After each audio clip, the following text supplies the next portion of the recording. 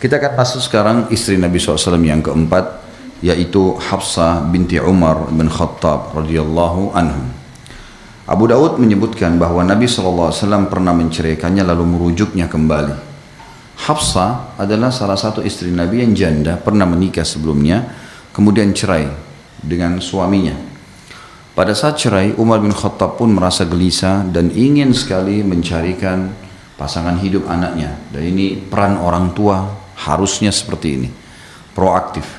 Tidak boleh tenang kalau anaknya belum menikah, baik mereka masih gadis ataupun ya perjaka atau sudah janda dan duda. Tidak boleh dibiarkan dalam kondisi tidak menikah, karena memang dalam Islam tidak ada celah untuk tidak menikah. Kalau ada seseorang mengatakan saya belum punya pendapatan, itu hanya alasan duniawi. Kita tetap tidak menghalangi. Ibadah tidak ada hubungannya dengan prestasi dunia sama sekali. Kalau setiap orang harus sarjana baru menikah, maka kesian orang yang tidak ada sekolahnya. Tapi buktinya banyak tukang batu, banyak tukang sampah yang menikah, banyak orang yang dorong-dorong gerobak menikah, karena mereka tidak hubungkan dengan prestasi dunianya. Lalu solusinya menikah dengan akfa. Sabda Nabi SAW, wa ankihul akfa aminkum, menikah dengan orang yang sepadan dengan kalian. Nikah dengan orang yang bisa menerima keadaan kita. Belum tahu di mana dapatnya, berdoa kepada pemilik alam semesta, Allah Subhanahu wa Ta'ala. Berdoa agar dikirimkan kepada kita jodoh. Dan Nabi SAW sudah mengatakan dalam sebuah hadis, 3 orang yang pasti diberikan rezeki oleh Allah. Yang pertama mukatib, budak yang ingin membebaskan diri, lalu dia berkata kepada tuannya, saya mau bebas diri saya dari kata budakan, bagaimana caranya? Kata tuannya, kau bayar 1 juta. Baik, 1 juta itu kata budaknya negosiasi, bisa nggak saya bayar 100.000 per bulan? Kata tuannya boleh, misal. Karena ada, kalau dalam Islam kalau seorang budak sudah minta bebas, kita harus bebaskan dan kita harus terima mukatabahnya. Ya. Maka kalau seandainya ya, dia mengatakan saya akan bayar 100.000 per bulan, maka kita harus terima. Dia akan bebas. Nah, orang ini, mukatib ini dijanji akan diberikan rezeki. Yang kedua mujahid. Walaupun berangkat dengan baju di badan, Allah Subhanahu wa Ta'ala akan bukakan rezekinya. Dan yang ketiga, orang yang menikah karena khawatir terjerumus pada yang haram atau karena ingin menjalankan perintah agama Allah Subhanahu wa Ta'ala. Jadi teman-teman, rezeki akan terbuka justru setelah menikah. Bukan justru rezeki dicari dulu baru kemudian menikah. Ini terbalik konsepnya. Makanya dalam Islam sangat ditekankan. Imam Ahmad rahimahullah meninggal istrinya pagi, malam hari dia menikah. Lalu orang-orang pada bertanya, wahai imam, kenapa anda seperti ini? Bukankah nanti jadi tidak baik namanya? Kok masa hari malam takziah meninggal istri sudah menikah gitu? Maka jawabannya beliau sangat ilmiah dan sangat imaniah. Beliau mengatakan, saya juga khawatir pada saat saya meninggal malam ini dan saya bertemu dengan Allah sebagaimana istri saya bertemu sementara saya dalam keadaan bujangan, maksudnya tidak menikah. Karena beliau memandang menikah adalah perbuatan ibadah. Kenapa saya tidak menikah? Tidak ada halangan. Jadi kan tidak ada syarat dalam Islam harus selesai takziah baru menikah. Beda perempuan punya masa iddah. Tapi bukan masalah cukup perilaku itu saja. Bagaimana Imam Ahmad rahimahullah memahami tentang metode atau harusnya menikah seseorang muslim dan tidak menunda karena itu adalah perintah agama.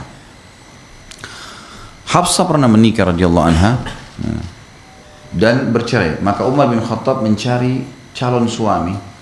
Yang paling pertama didatangi oleh Hafsah. Ini teman-teman yang sudah jadi ayah atau dia mewalihkan ya adiknya perempuan, kakaknya perempuan yang memang perlu menikah gitu kan. Masih dalam kondisi fisik sehat dan segalanya.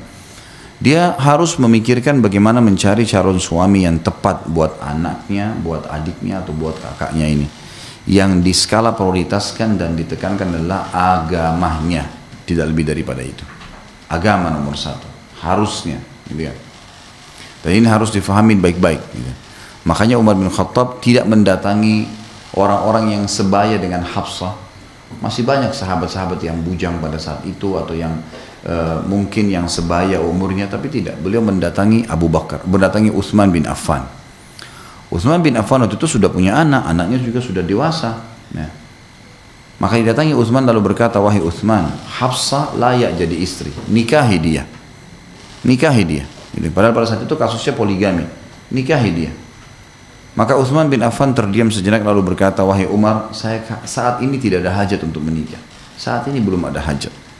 Maka Umar keluar dari rumah Utsman bin Affan, lalu kemudian beliau keliling cari siapa lagi nih kira-kira. Terlihat di benaknya Abu Bakar. Abu Bakar juga sudah menikah. Ini poligami, didatangi. Wahai Abu Bakar, Hafsah layak jadi istri. Nikahi dia. Ya. Maka Abu Bakar terdiam mengatakan, saya berfikir hai Umar. Didiamkanlah kasus tersebut selama 3 hari oleh Abu Bakar. Umar bin Khattab lula lalang berfikir ini gimana nih, siapa yang terbaik. Lalu sholat malam dia berdoa kepada Allah agar ditunjukkan jodoh terbaik buat anaknya. 3 hari kemudian datang lamaran Nabi Muhammad SAW kepada Hafsah radhiyallahu anha. Maka Umar bin Khattab pun menikahkan segera. Tentu saja tidak ada yang mengalahkan Nabi SAW dari sisi agama dan akhlaknya. Waktu sementara proses walimah pernikahan Nabi SAW dan lagi makan, Abu Bakar mendekati Umar bin Khattab radhiyallahu anhuma lalu berkata kepadanya, wahai radhiyallahu ajmain, wahai Umar, apa kau tahu kenapa saya 3 hari nggak memberikan jawaban tentang Hafsah? Saya sebenarnya mau menikahinya, saya ada hajat menikah, saya mau menikahinya, tapi saya mendengar Nabi Muhammad SAW menyebut-nyebut nama Hafsah, maka saya sadar kalau Nabi menginginkannya. Saya pun tidak berani melamar sebelum Nabi SAW memutuskan melamar atau tidak.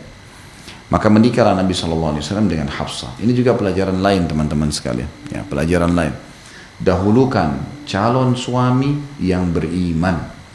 Yang beriman. Iman yang paling pertama. Cuma itu kata kuncinya. Beriman kepada Allah. Banyak sekali akhwat kita, ibu-ibu, ya, muslimah, anak-anak, perempuan yang masih muda, mengeluh. Yang masuk ke saya di WhatsApp, di SMS itu tidak sedikit ratusan bahkan ribuan yang masuk. Hampir semua keluhan tentang masalah rumah tangga yang tidak sesuai dengan apa yang diharapkan. Harapannya apa Bu? Harapannya apa wahai muslimah? Harapan saya suami saya bisa jadi imam, bisa bimbing saya sholat malam, bisa menaungi saya, ngingatin kalau saya salah. Suaminya memang kenapa? Ada kekurangan dari sisi finansial? Sama sekali enggak. Mobilnya Mercy, mobil saya dikasih Mercy.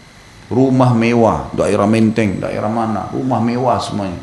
Tapi mabuk tiap malam, main perempuan, selingkuh sana sini. Karena tidak didahulukan masalah agamanya.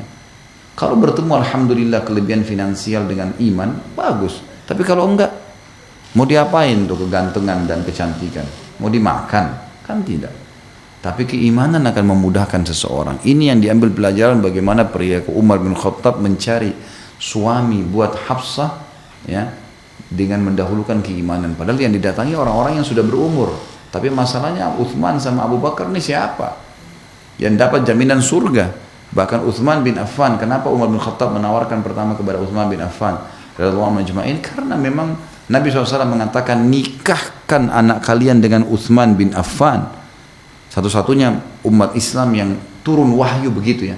Nikahkan anak kalian dengan Utsman bin Affan karena saya menikahkan kedua anak perempuan saya dengan Utsman. Ruqayyah dan Ummu Kalthum setelah meninggal baru kemudian dinikahkan dengan adiknya, ya. Itu sesuai dengan wahyu dari langit.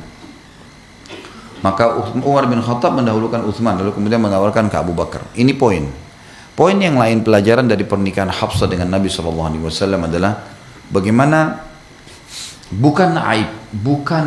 Saya pernah sampaikan di pertemuan yang lalu ini, bukan aib seseorang menawarkan diri kepada orang yang saleh dan salihah, bukan aib. Bukan aib pada saat walinya, ayahnya misalnya melihat ada orang saleh di masjid lalu dia mengatakan apa kau mau nikah sama anak saya, bukan aib. Yang aib teman-teman, nawarkan anak pacaran, itu aib. Kita enggak apa-apa tetangganya lihat anaknya gonta-ganti pacar, bahkan kalau putus ibunya bilang, ayahnya bilang cari lagi nak. Nggak apa-apa, berzina itu nggak masalah bagi mereka. Tapi aib kalau menikah, subhanallah. Kau belum sarjana, bagaimana mau menikah? Belum ada kerja. Kamu masih umur 17, kamu masih begini, kamu baru balik, kamu macam-macam. Ini alasan semua tidak diterima secara syar'i. Nggak ada alasannya. Jadi bukan aib. Makanya pernah ada wanita menghibahkan dirinya pada Nabi SAW. Mengatakannya Rasulullah, saya hibahkan diri saya kalau anda mau nikahi saya.